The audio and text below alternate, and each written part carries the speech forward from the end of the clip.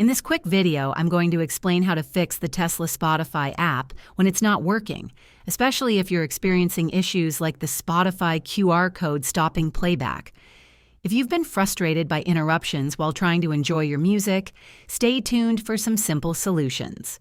To start, ensure both your Tesla and the Spotify app on your phone are updated to the latest versions. Outdated software can often cause connectivity issues. Next, try restarting your Tesla by turning it off completely and then turning it back on. This can reset the infotainment system and resolve glitches. If the problem persists, disconnect and reconnect your Spotify account in the Tesla settings. Go to your Tesla's touchscreen, navigate to Media, select Settings, and unlink Spotify. Then, relink your account using the QR code again. Another tip is to clear the cache wannabe on your Spotify app or reinstall it on your phone. Also, make sure your phone's Bluetooth is connected properly to your Tesla.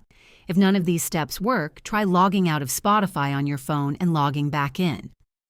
If this video helped you, please like and subscribe to the channel for more troubleshooting tips and Tesla-related content. Thanks for watching, and enjoy uninterrupted music on your drives.